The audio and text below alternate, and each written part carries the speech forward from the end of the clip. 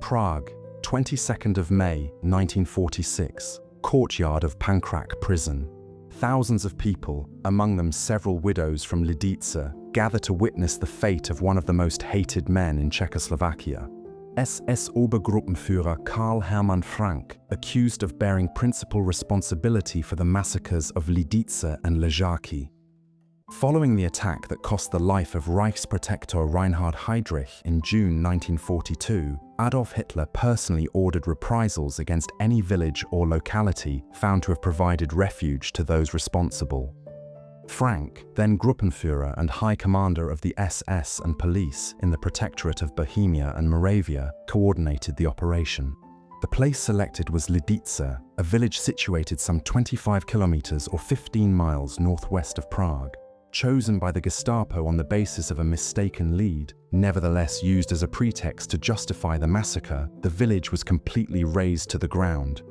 Its 173 men and boys over the age of 15 were shot. The women were deported to the Ravensbrück concentration camp, and the children were separated for Germanization or sent to the Chelmno extermination camp in accordance with the regime's racial classification criteria.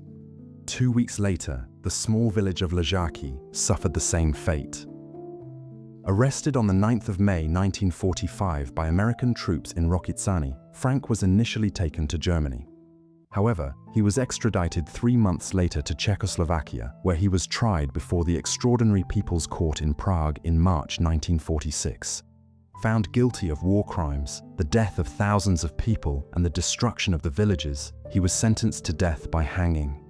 3 hours after the sentence was read and all requests for clemency were rejected, the execution was carried out.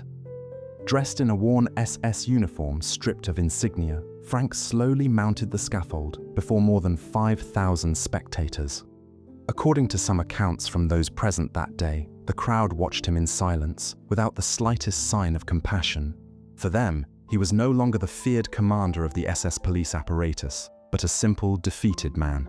As the noose was placed around his neck, Frank murmured, "Germany will live, even if we do not." Soon after, the executioner pulled the lever and Frank was left hanging from the gallows. At that moment, many Czechoslovaks felt that justice had finally been done. This execution, immortalized in official footage, became the most emblematic and representative conclusion to the chapter of terror associated with the German occupation of Czechoslovakia.